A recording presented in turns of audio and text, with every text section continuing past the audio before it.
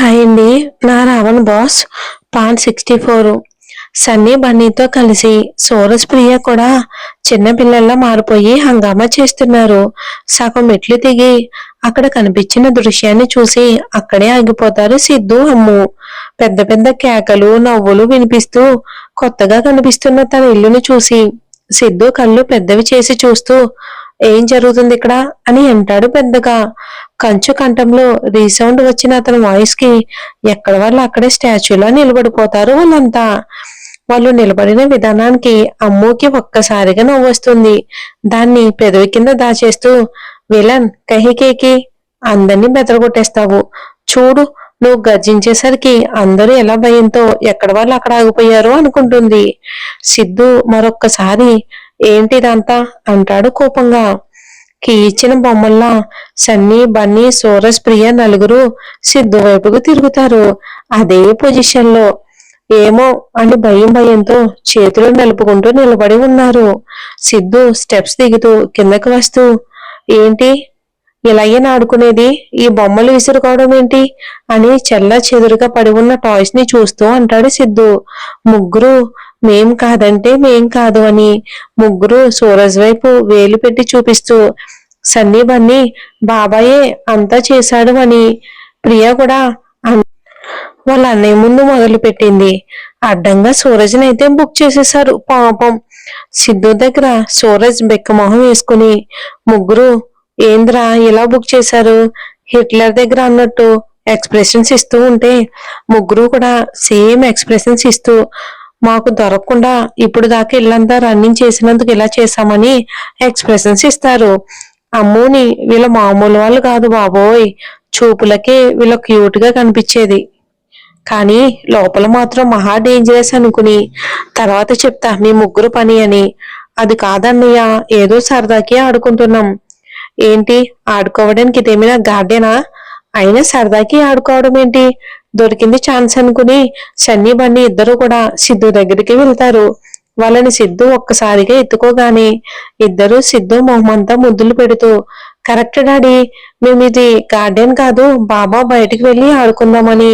మేము ఎంత చెప్పినా కూడా వినకుండా కావాలి అని మా మీద టాయ్స్ ని విసిరాడు అని అంటాడు క్యూట్ క్యూట్ ఎక్స్ప్రెషన్స్ ఇస్తూ.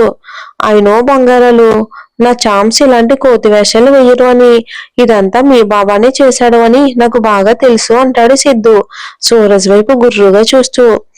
అన్నయ్య, వాళ్ళు నీ దగ్గర అమాయకంగా క్యూట్ గా మాట్లాడి నన్ను ఇరికించేస్తున్నారు, కానీ వాళ్ళు మహాముదుర్లు అంటాడు. నోర్మి, చిన్నపిల్లల్ని పెట్టుకుని అలా అనడానికి బుద్ధి లేదు. అయినా టాయ్స్ విసురుకుంటూ అల్లరి చేస్తూ ఆడుకోవడానికి నువ్వేమైనా చిన్న పిల్లాడవా? పెళ్లి చేస్తే ఇద్దరు పిల్లల్ని కంటావు. సూరజ్ ఆ మాటకి హుషారుగా సిద్ధు దగ్గరికి వెళ్ళి, నిజంగా అన్నయ్య, ఇప్పుడు దాకా నాకు ఐడియా రాలేదులే, కానీ నాకు నిజంగానే ఇలాంటి గుమ్మడికాయలు ఉన్న పిల్లలు కావాలి అనిపిస్తుంది. తొందరగా పెళ్లి చేయమని డాడీతో చెప్పవా అని అంటాడు. సిద్ధు షర్ట్ బటన్స్ ని పీకేస్తూ అంటాడు. సూరజ్ చేస్తున్న వేషాలకి అమ్ము, ప్రియ, సన్నీ బన్నీ నోటికి చేతిని అడ్డు పెట్టుకుని నవ్వుని కష్టంగా ఆపుకుంటుంటే సిద్ధు మాత్రం సీరియస్ గా ఒక లుక్ ఇస్తాడు. అంతే, దెబ్బకు 2 అడుగుల దూరం వెళ్ళి నిలబడ్డాడు సూరజ్. సిద్ధు అదే బేస్ వాయిస్తూ, ముందు నీకంటూ ఒక గుర్తింపు తెచ్చుకో, అప్పుడు పెళ్లి పిల్లల గురించి ఆలోచించు. అయినా మీ డాడీకి నేను చెప్పడం ఏంటి నీకు పెళ్లి చేయమని? Non sense. సూరజ్ వెంటనే సిద్ధు మాట కలెక్ట్ చేస్తూ, మీ డాడీ కాదు మన డాడీ అంటాడు. సిద్ధు కొరకరా సూరజ్ వైపు చూస్తూ, ఇంకింటికి వెళ్ళండి. సూరజ్, ఇప్పుడేగా మేము వచ్చింది, అప్పుడే వెళ్ళమంటే ఎలా అన్నయ్యా? మీరు ఇప్పుడే వచ్చింది, ఒకసారి టైం చూసుకుని ఆ మాట చెప్పు. అప్పటికే వాళ్ళు వచ్చి మధ్యాహ్నం అయిపోతుంది. ఏంటి అప్పుడే మేము వచ్చి ఇంత టైం అయ్యిందా? అసలు బేబీస్ తో ఆడుకుంటుంటే మాకు టైమే తెలియడం లేదు అని అనుకుని, అయినా మేమిప్పుడు వెళ్ళం, సాయంత్రం వెళ్తాం అంటాడు. ఆడుకుంటూనే నలుగురు టిఫిన్ జ్యూస్ లాగించేశారు. సిద్ధు, మరి మీరు ఇంట్లో ఇన్ఫార్మ్ చేసి ఇక్కడికి వెళ్తున్నామని చెప్పారా అని అంటాడు సిద్ధు. చేయలేదు, చేసినా కూడా ఎవరేమంటారా అన్నయ్య? మీ దగ్గరికి వెళ్తున్నామంటే వెళ్ళమంటారు, వద్దంటారా ఏంటి అని అంటాడు సూరజ్. వాళ్ళు వెళ్ళమంటారో వద్దంటారో ఇప్పుడు నువ్వు ఇంటికి వెళ్తే తెలుస్తుంది. వాళ్ళకి చెప్పకుండా వచ్చారు మీరు, ఎక్కడికి వెళ్ళారు అని టెన్షన్ పడుతూ ఉంటారు కదా, వెళ్ళండి ఇంటికి అని అంటాడు సిద్ధు. సిద్ధు చెప్పింది కూడా సోరస్ ప్రియకి కరెక్ట్ గానే అనిపించింది. ఇక ప్రియ కూడా జాగింగ్ నుంచి ఇటు నుంచి ఇటే వచ్చేసింది. అసలు ఇంట్లో ఒక మాట కూడా చెప్పకుండా వాళ్ళిద్దరికీ సన్నీ బన్నీని వదిలి వెళ్ళాలంటే కష్టంగానే ఉంది. మనసు ఒప్పడమే లేదు. చాలా కష్టంగా ఉంది వాళ్ళని వదిలి వెళ్ళాలి అంటే. క్యూట్ గా ఉన్న పిల్లల్ని వదిలి వెళ్ళాలంటే ఎవరికి మనసు ఒప్పుకుంటుంది? అందులోని హైపర్ యాక్టివ్ గా ఉన్న మన సన్నీ బన్నీని వదిలి వెళ్ళాలంటే ఇంకా కష్టం. సూరజ్ ప్రియ మొహాలు అదలా పెట్టుకుని సన్నీ బన్నీని ముద్దు పెట్టుకుని బాయ్ అంటారు. అప్పటి వరకు ఎంతో సందడిగా అల్లరి చేస్తూ వాళ్ళతో ఆడుకున్న అత్త బాబాయ్ వెళ్తాము అనగానే సన్నీ బన్నీకి బెంగగా అనిపించింది. మళ్ళీ మీరు రేపు ఖచ్చితంగా వస్తారా అంటారు. మెల్లగా వాళ్ళ మొహంలో బాధ క్లియర్ గా చూస్తూ ఉంటే సిద్ధు, అమ్ముకి, సూరజ్ ప్రియకి కూడా చాలా బాధగా అనిపించింది. ఎందుకంటే పుట్టినప్పటి నుంచి అమ్ము, ఆదిత్య, లక్ష్మమ్మ ఈ ముగ్గురు తప్ప వాళ్ళకి ఏ రిలేషన్ గురించి తెలీదు. కానీ సూరజ్ ప్రియ మామ, అత్త, బాబాయ్ అని అందరూ తమ మీద చూపిస్తున్న ప్రేమను చూసి వాళ్ళకి ఎంతో హ్యాపీగా ఉంది. వాళ్ళు తన దగ్గరే ఉంటే బాగుండు అనిపిస్తుంది. అందుకే వాళ్ళు వెళ్తామని అనగానే వాళ్ళ మొహం చిన్నబోయింది సన్నీ బన్నీది. అప్పటిదాకా నవ్వుతూ విరబూసిన పువ్వుల్లో ఉన్న పిల్లల మొహం వాడిపోగానే సూరజ్ ప్రియ ఎమోషనల్ అవుతూ వాళ్ళని సిద్ధు చేతుల్లో నుంచి తీసుకుని వాళ్ళని ముద్దు చేస్తూ హగ్ చేసుకుని మేము తప్పకుండా రేపు వస్తాం బంగారాలు. వస్తూ వస్తూ మీకు టాయ్స్, చాక్లెట్లు వాటితో పాటు ఇంకో కొత్త ఫ్రెండ్ ని కూడా తీసుకొస్తాం అని అనగానే సన్నీ బన్నీ మొహం వెలిగిపోయింది. ఏంటి, మాకు మళ్ళీ రేపు ఇంకొక ఫ్రెండ్ ని తీసుకొస్తారా?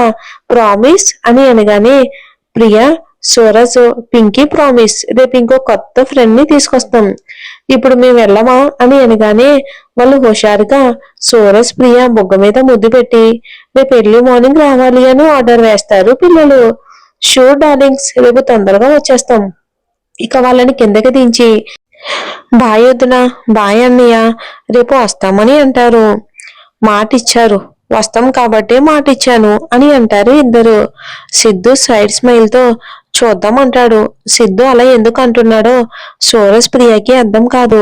అక్కడి నుంచి పిల్లలకి బాయ్ చెప్పి ఇంటికి వెళ్తారు. సూరజ్ ప్రియ ఇంట్లో అడుగు పెట్టగానే భువన స్వింగ్ చైర్లో కూర్చుని కనిపిస్తుంది. ఎంత కోపంలో ఉంటేనే గాని ఆ చైర్లో కూర్చోదు ఆమె. సూరజ్ ప్రియ ఒకరి మొహాలు ఒకరు చూసుకుని మమ్మీ ఇప్పుడు ఎందుకు అంత కోపంగా ఉంది అని దగ్గరికి వెళ్తారు. అక్కడే ధ్రువ, హేమంత్, జమున, మేఘ అందరూ అక్కడే ఉంటారు. సూరజ్ ప్రియ మమ్మీ అని అనగానే అప్పటి వరకు కళ్ళు మూసుకుని కోపాన్ని కంట్రోల్ చేసుకుంటూ ఉన్న భువన వాళ్ళ వాయిస్ వినగానే ఒక్కసారిగా కళ్ళు తెరిచి కోపంగా పైకి లేచి ఎక్కడికి వెళ్ళొస్తున్నారు అని గట్టిగా అరుస్తుంది. ప్రియా ఏ విధంగా సమాధానం చెప్తుంది? లేకపోతే ధ్రువలాగే వాళ్ళు కూడా భువన మాయ మాటల వలలో చిక్కుకుంటారా? లేదు, చిక్కుకోరు. మరి చూద్దాం ఏం జరుగుతుందో.